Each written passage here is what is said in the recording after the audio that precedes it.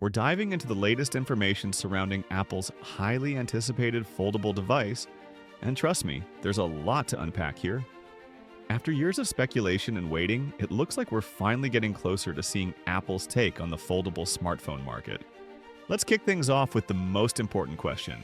When can we expect this device to launch? According to current reports, we're looking at a potential release sometime this year. That's right, 2026 could be the year Apple finally enters the foldable space. The speculation points toward a classic September unveiling, which would align with Apple's traditional launch schedule. This means we could be less than 9 months away from holding an iPhone Fold in our hands. The timing is particularly interesting because it's expected to debut alongside the iPhone 18 Pro and 18 Pro Max. Now, here's where things get a bit complicated. The standard iPhone 18 models have reportedly been pushed back to spring 2027, so we're looking at a rather unconventional lineup for Apple this fall. However, before we get too excited, there's a caveat worth mentioning. Not everyone is convinced that 2026 is a lock for the iPhone Fold's release. Some financial analysts, including reports from Japanese investment firm Mizuho Securities, have suggested that Apple hasn't finalized crucial decisions regarding key components. The hinge design in particular seems to be a sticking point. If these concerns prove accurate, we might see the device delayed until 2027 instead. Now, let's talk about that hinge, because this is where things get really interesting. Apple appears to be taking a unique approach by planning to incorporate liquid metal into the hinge mechanism. This material would combine titanium and stainless steel, creating something quite different from what we've seen in the foldable market so far. Interestingly enough, this wouldn't be Apple's first venture into liquid metal technology. They've actually been using it for over a decade in the SIM ejector tools for iPhones. But this would mark the first time they've implemented liquid metal as a critical structural component in one of their devices. And when we're talking about foldables, the hinge is arguably the most crucial element of the entire design. This brings us to one of the most exciting possibilities, a crease-free display. The advanced hinge technology could potentially make the iPhone Fold the first foldable device to completely eliminate the visible crease that's been a hallmark of every foldable phone to date. That would be a genuinely groundbreaking achievement. But here's where the competitive landscape gets interesting. At CES 2026 earlier this month, Samsung demonstrated their latest folding display technology that features virtually no crease. And here's the kicker. Samsung is reportedly the supplier providing the foldable screen for Apple's device. So there's definitely some synergy happening behind the scenes. Looking at historical patterns, Samsung showcased similar crease reduction technology at Mobile World Congress last year, and that innovation ended up in the Galaxy Z Fold 7 later in 2025. If Samsung follows the same playbook and releases a Z Fold 8 with their zero crease display this summer, Apple's potential first-mover advantage in this area could evaporate before the iPhone Fold even hits shelves.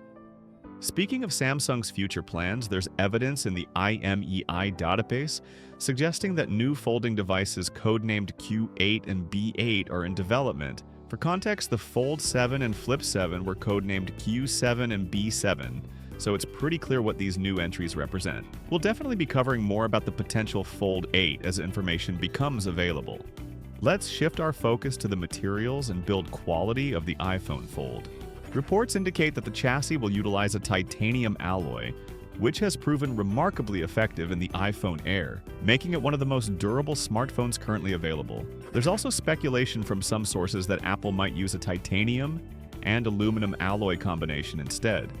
Regardless of which direction they choose, we're looking at premium materials that should result in a device that feels exceptionally well built and sturdy.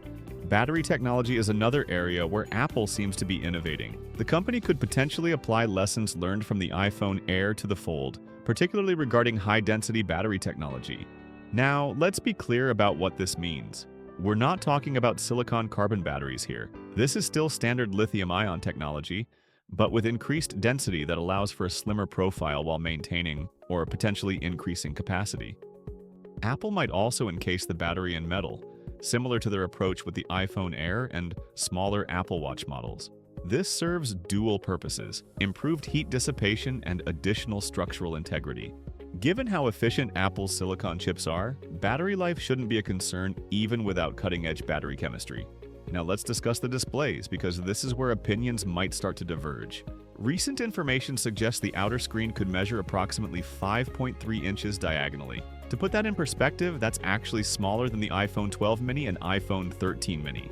While some users absolutely loved those compact form factors, the sales numbers told a different story about mainstream appeal. There's some conflicting information here, though. Other reports have mentioned a 5.5-inch outer display instead. Either way, we're looking at a significantly smaller screen compared to the Samsung Galaxy Z Fold 7's 6.5-inch cover display. The inner screen might also be more compact than many anticipated. Leaks point to a 7.7-inch display when unfolded. For comparison, the current iPad mini features an 8.3-inch screen, and the Z Fold 7 has an 8-inch inner display. So the iPhone Fold would be noticeably smaller than both.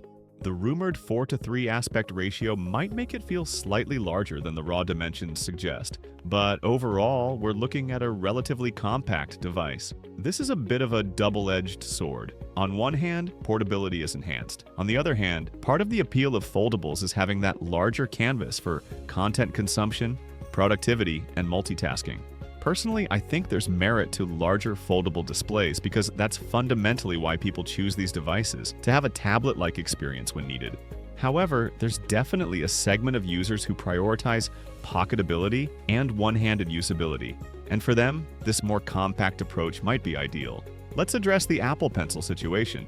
There's been considerable speculation about whether the iPhone Fold would support Apple's stylus. On paper, it makes sense. A device that's essentially iPad mini-sized when unfolded seems like a natural fit for Apple Pencil functionality. However, the practical reality might be different. Foldables present unique challenges for stylus use, primarily because you'd need to carry the pencil separately. Samsung actually removed S Pen support entirely from the Z Fold 7, which suggests that consumer demand for stylus functionality on foldables might not be as strong as some anticipated. That said, the software situation could change things. The iPhone Fold is rumored to run either iPad OS or a specialized version of iOS optimized for foldable form factors. If Apple leans more toward the iPad OS experience, Apple Pencil support becomes more logical and likely. But you'd still need to remember to bring the stylus with you. Here's an interesting development. Touch ID might be making a comeback.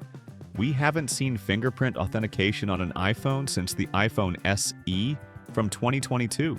The implementation would likely mirror what we've seen on the latest iPad Air and iPad mini, with the sensor integrated into the power button. You might wonder why Apple would move backward from Face ID, which is generally faster and more reliable.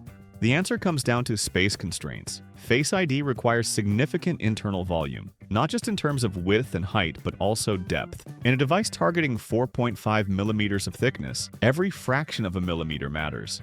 A fingerprint sensor is simply more practical in this form factor, which is why essentially all foldable devices on the market use fingerprint authentication rather than facial recognition.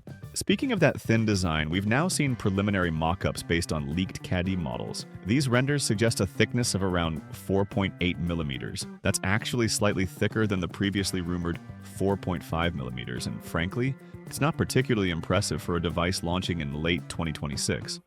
Consider that Samsung's Trifold device achieved 3.9 millimeters at its thinnest point, and the Z Fold 7 from mid-2025 measures 4.2 millimeters. Apple's engineering prowess is undeniable, but based on these dimensions, they won't be setting any records in the thinness department.